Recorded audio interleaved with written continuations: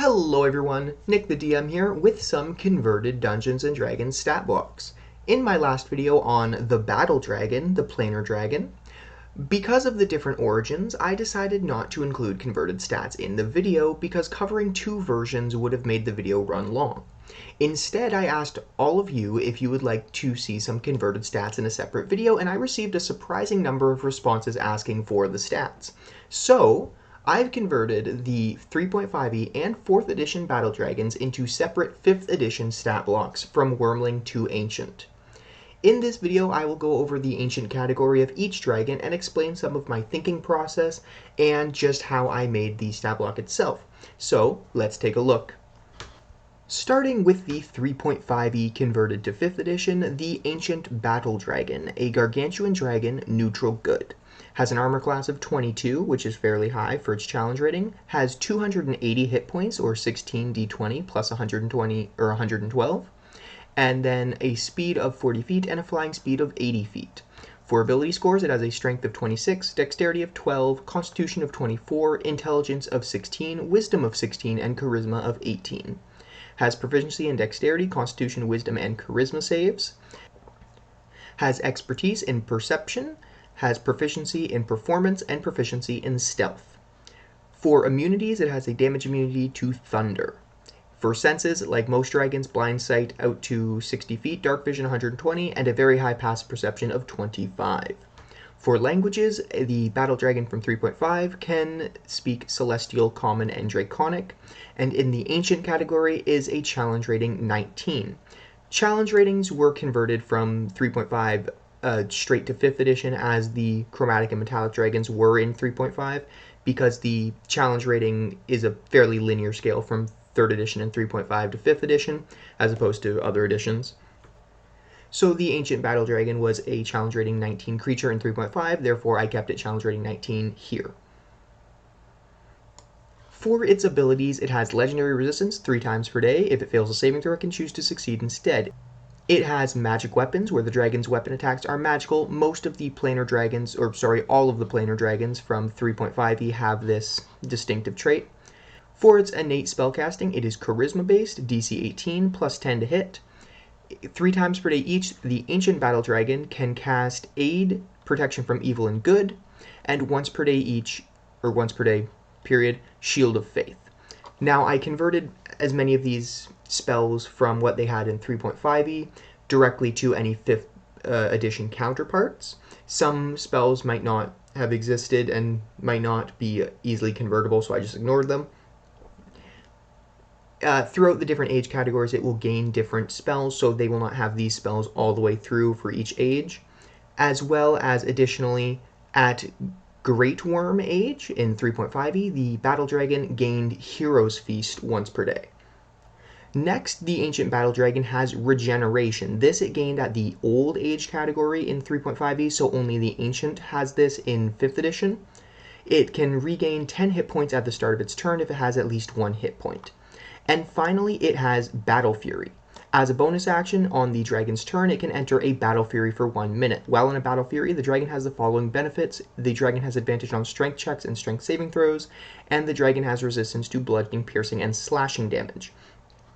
This kind of makes up for its very low hit points, and which is why it has quite low hit points to begin with, especially for a CR 19 creature with only 1 immunity.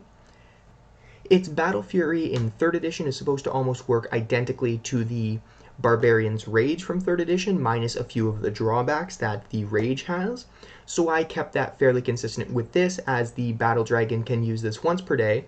It has the resistance, it has the advantage, but it can still cast and concentrate on spells if it would need to. So that's kind of the way I balanced it out there. That is it for the Battle Dragon's abilities. Moving on to its actions. The Battle Dragon has a multi-attack, where it can use its Frightful Presence, then a Bite and 2 Claw attacks. Bite is fairly standard, 2d10 plus 8 for 19. Claw is also fairly standard with 2d6 plus 8, or 15 on average. Bite having a reach of 15, the Claw having a reach of 10, and both having a plus 14 to hit. Its tail attack, which has a plus 14 to hit, reach of 20 feet, deals 2d8 plus 8 bludgeoning damage, or 17 on average. As with pretty much every dragon, you will see standard across the board, it has a Frightful Presence. And there's a little bit of give and take with the Frightful Presence for this dragon due to its breath weapon, but I'll get into that. The Frightful Presence for the Ancient Battle Dragon is a 120 feet, is a DC 18 Wisdom saving throw, or the target or any of the targets become frightened for 1 minute, and a creature can repeat the saving throw at the end of its turns, ending the effect on itself on a success. Now for its breath weapons, just like most planar dragons from 3.5e, they have 2 breath weapons, kind of like the metallic dragons in 5th edition. This one has a Sonic Breath and a Fear Breath. For its Sonic Breath, the dragon releases a blast of sonic energy in a 90-foot cone. Each creature in that area must must make a DC 21 Constitution saving throw, taking 63 or 14d8 thunder damage on a failed save, or half as much on a successful one. The next one is unique as Fear Breath. This seemed kind of redundant considering it had a Frightful Presence already, but even in 3.5 it contained both of these abilities, and the reason for that is in 3.5 there were multiple different stages of fright. I won't go into that too much in detail here, but I will say how I kind of changed the Fear Breath. Originally I had the Fear Breath last for a minute, but that didn't make much sense because it's kind of boring to have an entire fight where everyone is frightened consistently either from Fearful Presence or Frightful Presence or the Fear Breath. So what I've done is the dragon releases Feargast in a 90-foot cone. Each creature must make a DC 21 Wisdom saving throw or become frightened until the end of the dragon's next turn. If a creature who is already frightened fails this saving throw, it must take the dash action on its next turn to move away from the dragon by the safest available route unless there is nowhere to move. So I've kind of added a little bit like the Fear spell, where instead of just having disadvantage on checks and attacks while within line of sight, the creature actually has to take its action to dash away while it's frightened. And of course I only made the Fear Breath frightened condition last for 1 round rather than a minute, because otherwise it just gets boring over and over again, having none of the marshals be able to get close enough to even attack the dragon. And its final ability is Inspire Courage. Its final action, we still have legendary actions, is Inspire Courage, and it has that once per day. Inspire Courage it had in 3.5, and it was very similar to the Bard, or pretty much identical to the Bard ability Inspire Courage. Now, that has changed quite a bit from Bards in 3.5 to the Bardic Inspiration in 5th edition. So I've had to take some liberties with it.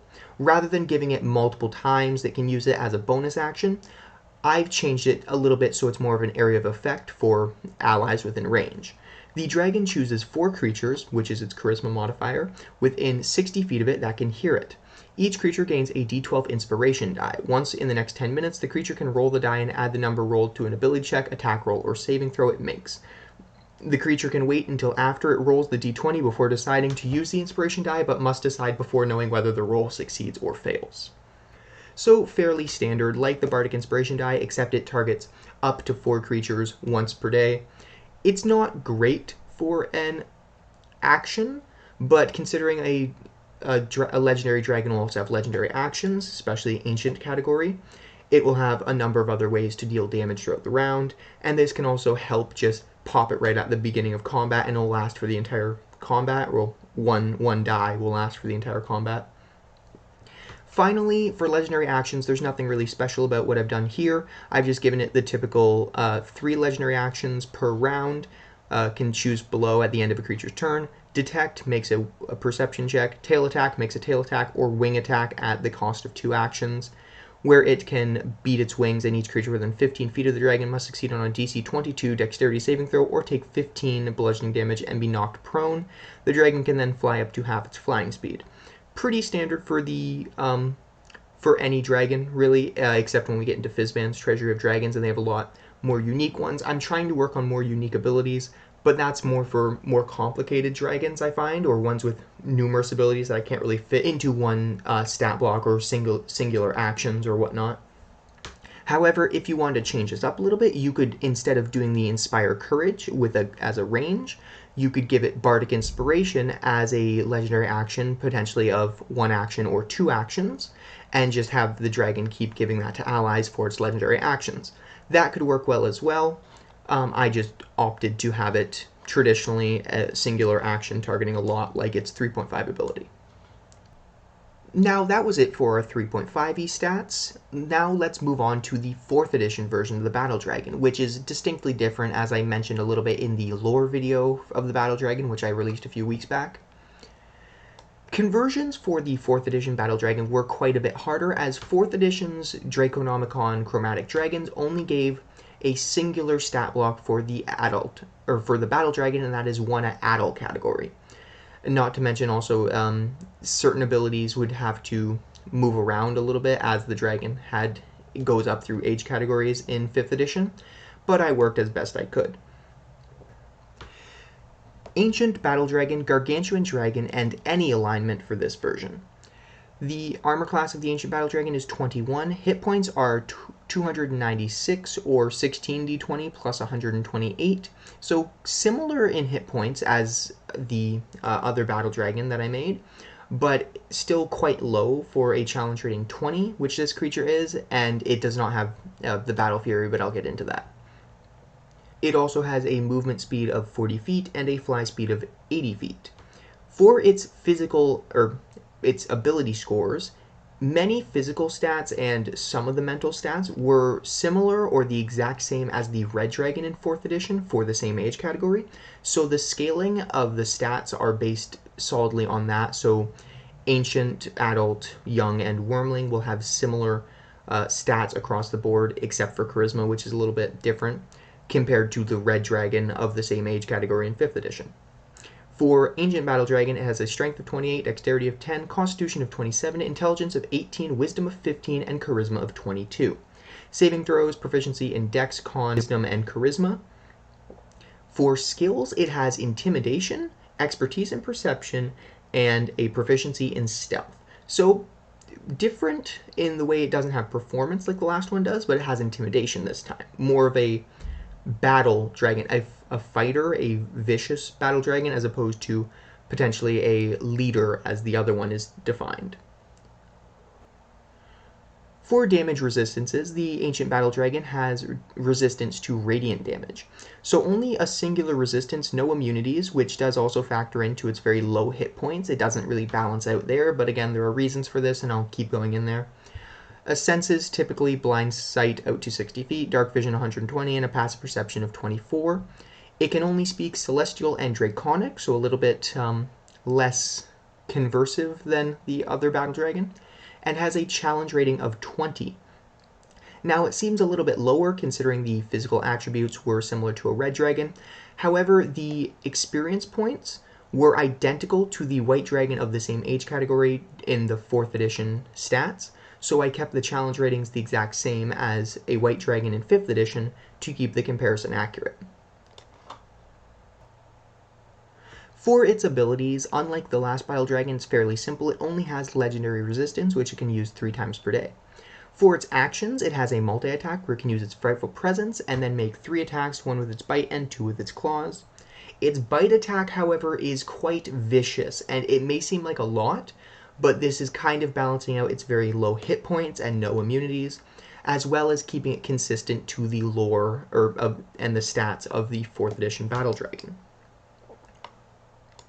The bite attack is a plus 15 to hit, reach of 15 feet. One target, it does 2d10 plus 9 or 20 piercing damage plus 9 or 2d8 radiant damage. The next attack against the target before the end of the dragon's next turn has advantage. At the start of each of the target's turns, it takes an additional 4 or 1d8 radiant damage. A creature can take an action to make a DC 10 dexterity check to put out the radiant flames. In addition, on a hit, the target deals half damage with weapon attacks using strength until the start of the dragon's next turn. So let's just go over that really quickly. It has a typical bite attack, deals additional radiant damage, deals radiant damage over time, which can be put out as an action. It can also grant advantage on the next attack against a creature, similar to Guiding Bolt. And then even beyond that, it causes weakness in the creature, causing it to deal half damage on strength-based attacks. Now, this is absolutely wild, and it's great that it only targets one creature, because if this bite attack hit multiple, or if it was a breath weapon, it would just be astronomically too difficult for anything to deal with. This is all accurate to what it had in 4th edition. The bite did all of these things in 4th edition, with a little bit of change in terminology, and the advantage being a standard bonus to all attacks against the target for for the next turn. So I changed that a little bit. I reduced just how much advantage is given from the attacks. But the bite weapon is absolutely terrifying for this dragon, and that is kind of balancing out its incredibly low hit points with its high damage output. Its claw attack is no different than any other claw attack. It's plus 15 to hit, reach of 10 feet, and does 2d6 plus 9 slashing damage.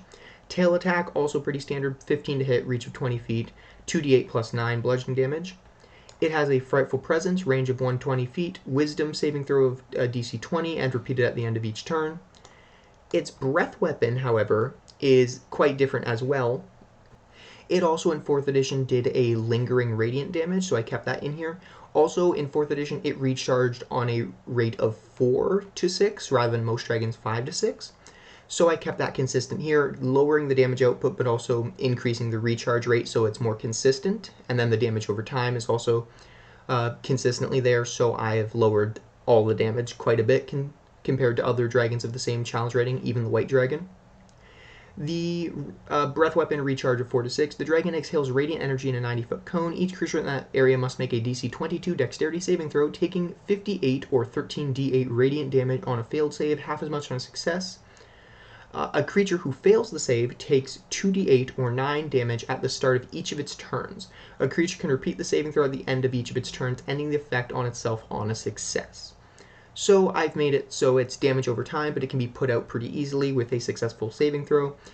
If you can't reach a DC 22 dexterity saving throw, you better end the fight pretty quickly. Optionally, you could add an additional effect where a creature could help put out the radiant flames, dispel magic, any of those effects might work depending on the individual who's running the game.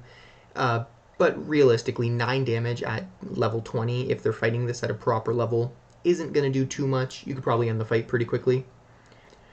Legendary actions.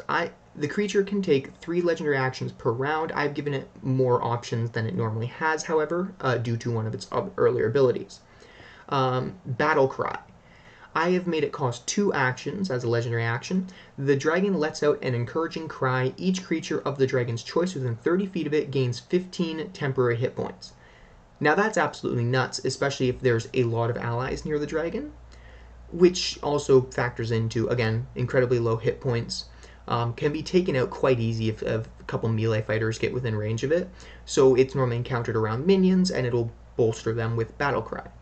And then typically, like other dragons, Detect, Tail Attack, and Wing Attack. I just won't go over them. I went over them a few minutes earlier.